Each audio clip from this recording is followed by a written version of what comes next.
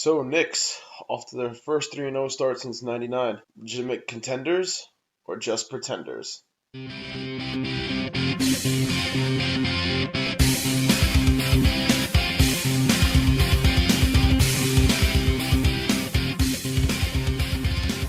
Hello guys and welcome to the Final Serve. I'm Tim, here with my co-host Joe. What's up, everybody? We'll kick off today's episode talking about the Knicks. 3-0 to start the season. They look like a legitimate contender early on. Best defense.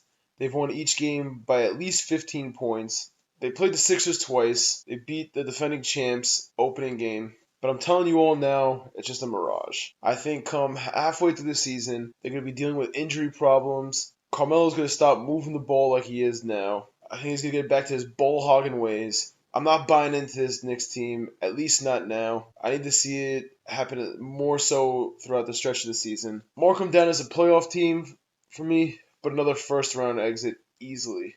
I think part of the problem is that they're just so old. I mean, you have Kurt Thomas is 40 years old. It's just, I don't know if they're going to be able to last.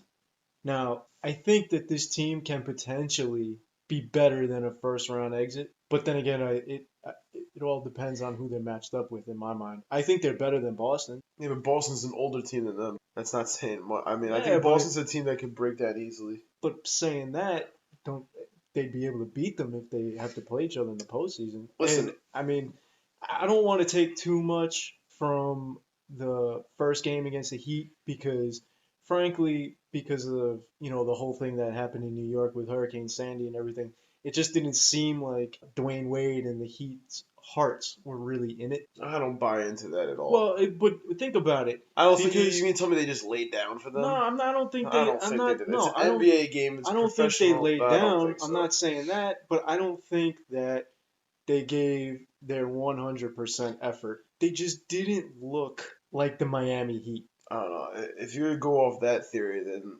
look at what happened with the Giants and Steelers. I don't want to go off basketball here, but the Giants came out and looked miserable against the Steelers, and we're lucky to be in that game.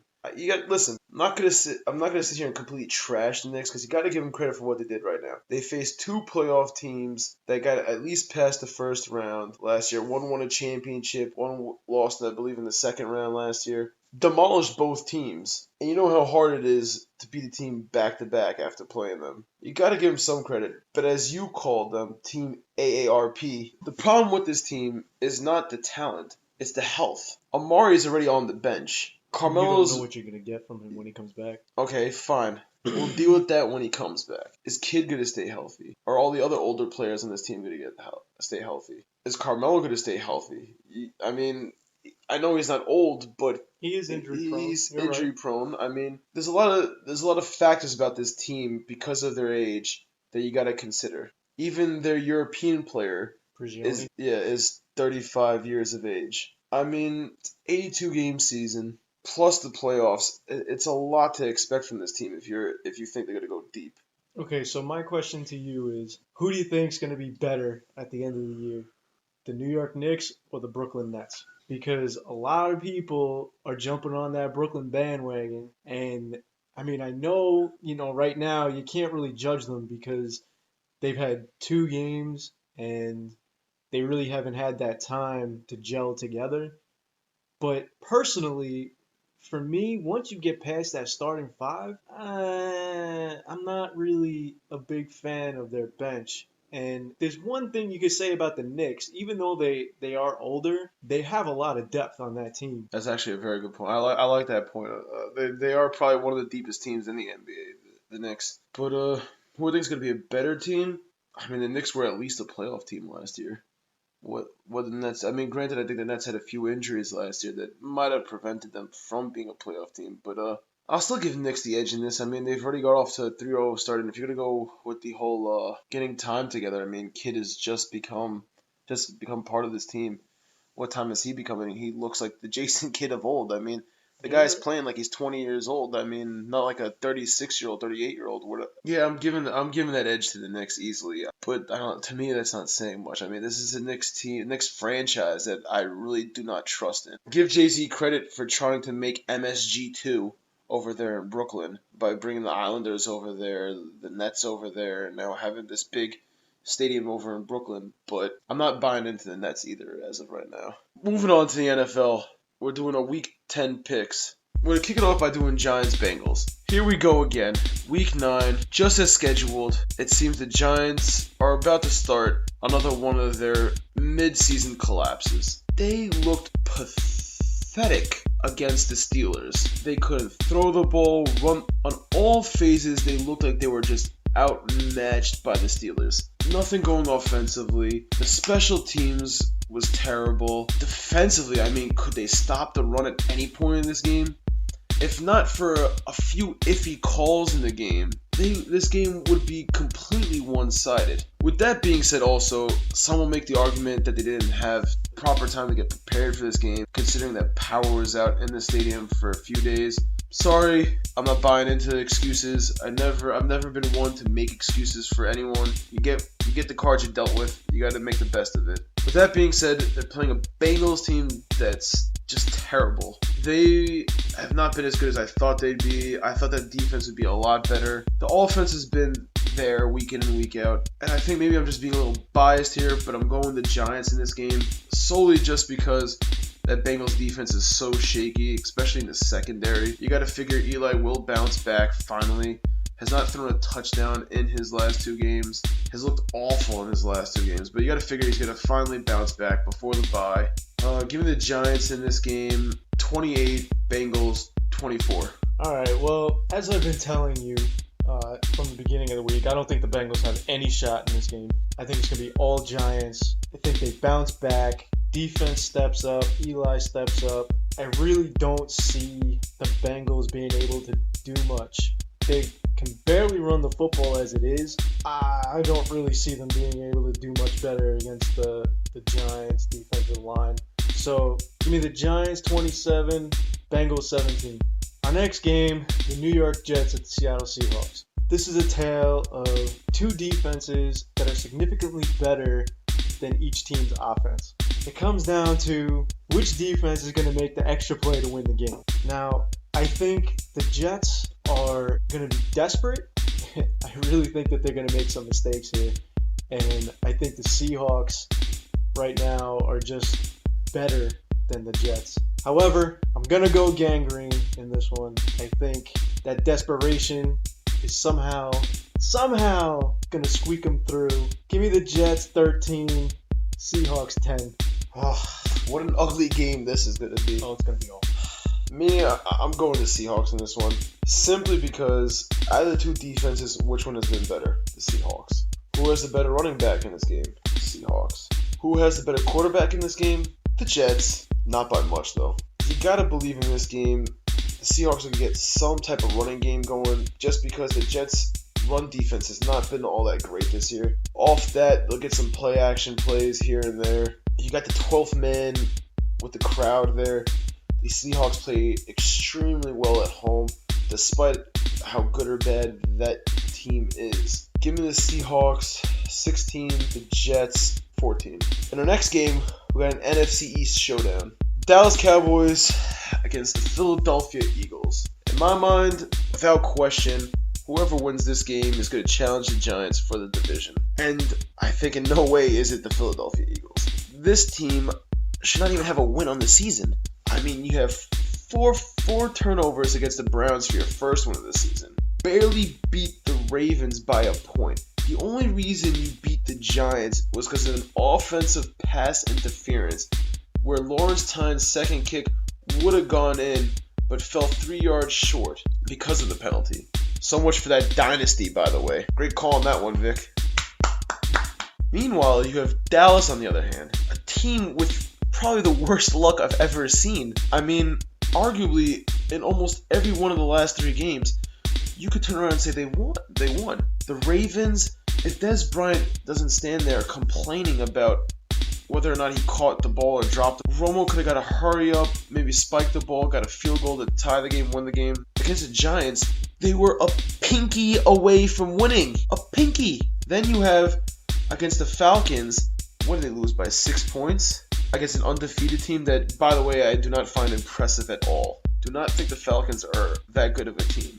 As a matter of fact, against the Falcons, the Dallas defense had a stop locked up 3 or 4 times in the backfield and couldn't make a tackle, which led to the Falcons constantly getting first downs, which prevented the Dallas offense from getting the ball back, which in my mind they would have scored, won that game. We're talking about Dallas still being in the hunt to win this division. In this game, I'm going Dallas all the way. I think that Michael Vick has been terrible this year.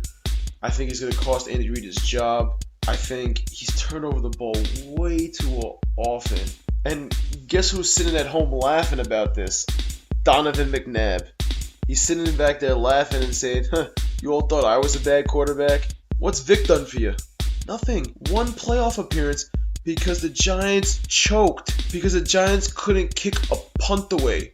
Because the Giants couldn't lock up a 31-10 fourth quarter lead. That's the only reason why you ever made the playoffs. This Philadelphia team is overrated. I'm going Dallas in this one, 35, Eagles 20. End the Eagles season. So much for your dynasty, Vic. Sorry. I almost feel bad for Cowboy fans.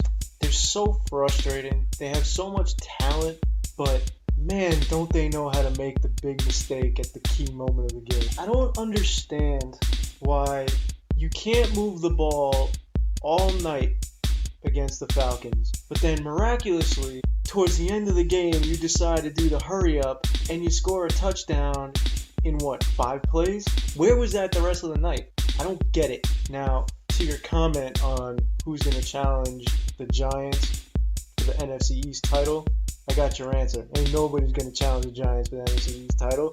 You know why? Because the rest of the NFC East is terrible. They make too many mistakes. The Eagles are winning games that they have no business winning. I don't really see too many more wins on the rest of their schedule. And even if the Cowboys somehow threaten the Giants for the NFC East title, you can almost count on a nice little interception by Tony Romo or a drop pass in the end zone by Des Bryant or a fumble by somebody to somehow cost them a playoff spot.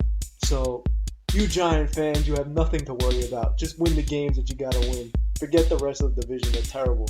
In this game, give me the Cowboys. I have no respect for you Eagles. I think Tony Romo is going to play much better than he did against the Falcons.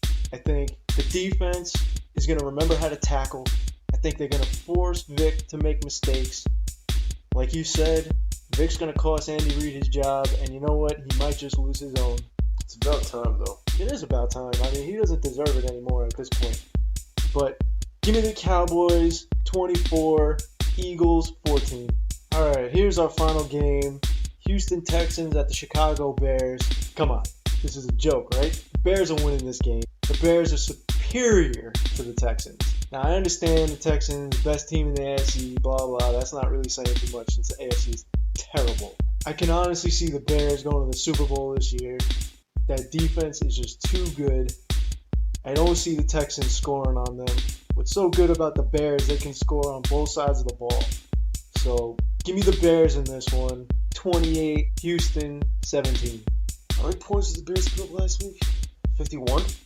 Yeah. Is that it? That's quite it. They scored, I think 30-something points in the first quarter.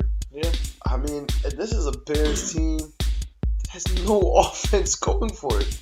I mean, it's a joke. I mean, Cutler has been at best. At best. The running game has not really been able to get going because of the fact that, their offense is predictable. Stop the run, force Cutler to pass, and you pretty much stop them. Now, with that being said, this Bears defense is something else. I mean, how many interceptions do they have? How many points have they scored? I mean, you think that they're an offense of their own. I mean, it's unbelievable that this is...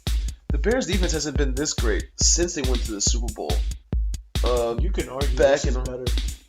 It's a different type of defense, but you can argue this is better. It's the way I see it. It's still this. It's the same defense that they had back in 06, 07 when they went to the Super Bowl. It's actually funny you say it too because they had Rex Grossman, a bummy quarterback, which I don't think Jay Cutler's a bum, but he isn't playing that great either. But that being said, will they go to the Super Bowl? I don't know. I mean, we'll see who makes it to the playoffs first. Then we'll make those predictions. Are they going to win this game against the Texans? I think so. Texans, they have a very balanced offense. Nothing I think the Bears can't handle. I think maybe the Bears will give up more points in this game than they usually do. I expect the running game to at least score a touchdown, get it around 100 yards. Schaub should have an night. I mean, I don't expect anything crazy from him either. Cutler will do just enough. Also, the reason why I favor the Bears in this game is you have a dome team playing in the outdoors. Usually favors the outdoors team. Give me the Bears in this one, 24, the Texans 17. That's going to do it for us. Check us out on Twitter at The Final Serve and on Facebook. New York, New Jersey, Connecticut, stay strong. You've just been